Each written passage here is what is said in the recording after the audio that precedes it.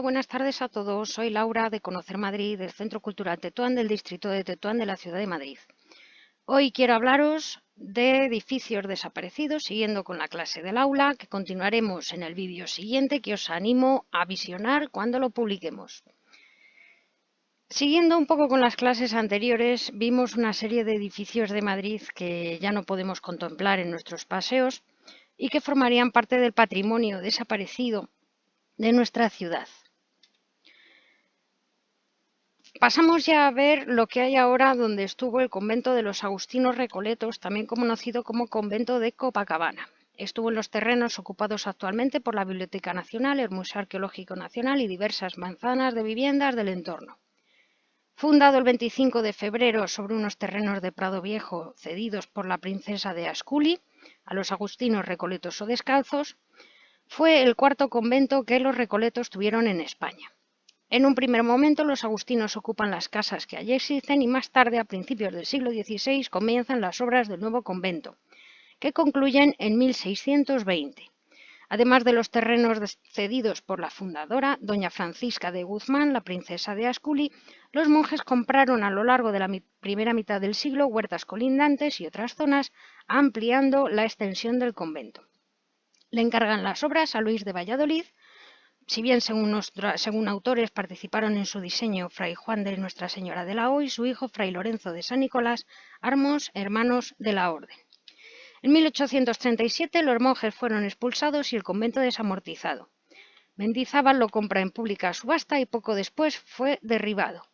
Las dependencias conventuales estaban distribuidas en torno a dos patios y a su alrededor se extendían la zona de huertas. Fachada principal estructurada verticalmente en calles correspondientes a 5 arcos de medio punto para acceder a la iglesia. Frontón triangular, con una planta característica del barroco español en planta de salón, y entre todas las capillas interiores de este convento, del que solamente nos quedan algunos grabados antiguos que podéis consultar en memoriademadrid.es, o dibujos o grabados como por ejemplo planos antiguos y demás, tenemos los únicos datos de la capilla de Nuestra Señora de Copacabana, que albergaba la imagen de la patrona de Perú traída por Fray Miguel de Aguirre en noviembre de 1662. La que tenéis en la imagen es una obra de Bolivia que sería similar a la que había en Madrid. No fue concebida esta capilla ni esta iglesia como enterramiento para nobles, sino como un lugar de recogimiento para la comunidad, y llegó a tener tal importancia que esta capilla de Nuestra Señora de Copacabana terminó por dar nombre a todo el convento. El exterior se decora con pinturas de Herrera el Mozo, Juan de Arellano, etc. Y en el camarín de la Virgen sabemos que había obras de Lucas Jordán, del Greco y de la Roldana.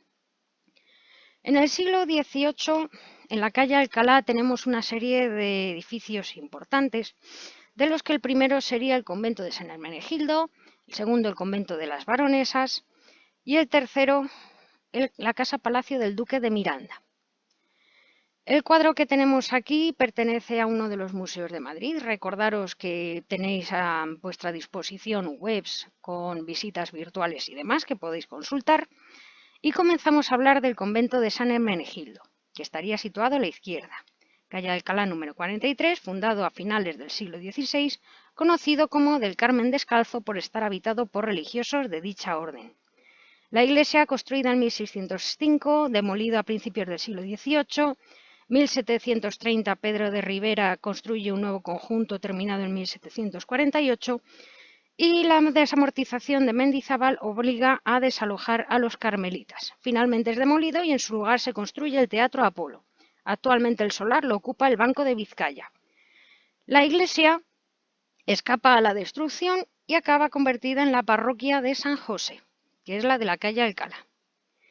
Este cuadro de Antonio Jolí está en la Academia de Bellas Artes de San Fernando y nos permite una especie de viaje en el tiempo en el que también habría que destacar la presencia de la antigua plaza de toros de la Puerta de Alcalá que tenéis en la imagen.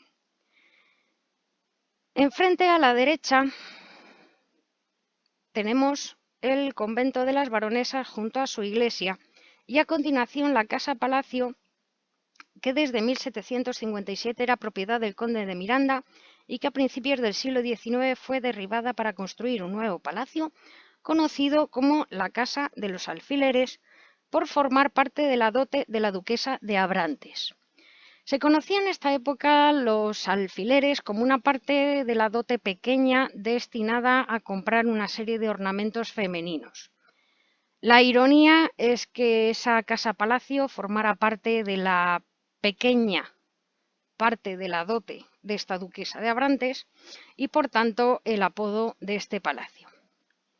Esta sería la fachada del convento de las Baronesas, que como podéis contemplar en la imagen, sigue líneas barrocas. Recordaría otros conventos que conocemos, como el de la Encarnación de Madrid, con una disposición habitual en esta época. Y este sería el palacio del Marqués de Casa Riera, antes de 1893. Este palacio del Marqués de Casa Riera aparece mencionado por Pedro de Répide, quien dice que lo enriqueció y decoró magníficamente para no visitarlo. Lo curioso de este palacio es que estuvo siempre cerrado y dio lugar a una leyenda. Se dice que el marqués o un antepasado suyo tuvo un gran desengaño amoroso y en el jardín un hombre murió atravesado por un estoque. Una bella mujer vestida de blanco también muere junto a él. En ese lugar se plantó un ciprés y se contaba que el marqués había jurado y hecho jurar a sus descendientes que mientras el árbol no se secase, el jardín permanecería abandonado y el palacio deshabitado. Riera fue un hombre muy rico, compra la casa en la década de los 30 del siglo XIX a nombre de su esposa Raimunda Girbert. Antes de 1840 se van a vivir a París, donde fallecen ella en 1843 y él en 1887. El palacete tenía dos jardines muy extensos, perfectamente representados en el plano del general Ibáñez de Íbero, que es el que tenéis en la imagen. Uno de sus habitantes, que conocían el edificio, se instaló en él en 1823, lo describe en sus memorias como un hotel situado en la calle de Alcalá, en el mejor distrito de Madrid, que tenía establos para 200 caballos y lugar para 200 vehículos, jardines de cerca de 5 arpens, completaban las vastas dependencias que estaban subdivididas en grandes parterres, rodeados de boj, según el viejo estilo francés, figurando macizos de flores en medio. Contaba con numerosos regueros para distribuir el riego y el agua se obtenía por medio de uno de esos mecanismos que se conocen con el nombre de ruedas persas, la noria. Completándolo, contaba con una hermosa arboleda. 1836, convento desamortizado y demolido, convirtiéndose su solar en el jardín del Palacio del Marqués. Esta sería una vista después de 1900. Como podéis ver, el edificio es diferente. En 1823 la casa fue demolida. Su descendiente, sobrino Alejandro Mora y Riera, construye este otro edificio que tampoco fue nunca habitado. Igual que su tío, él vivía más en París, de manera que este nuevo palacio también estuvo en su mayoría cerrado. Al fallecer Alejandro Mora y Riera en París en 1915, la prensa de la época refleja la noticia, recuerda la leyenda del jardín y digamos que se pone otra vez en boca de todos esta leyenda un tanto tenebrosilla.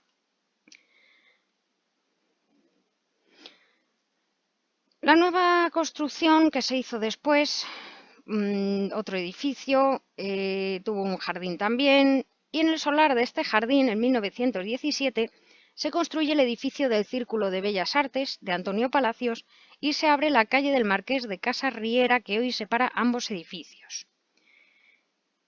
Desde 1935, en la esquina con Marqués de Cubas, estuvo la expendeduría central de Tabacalera, con una placa de hierro que conmemora este hecho.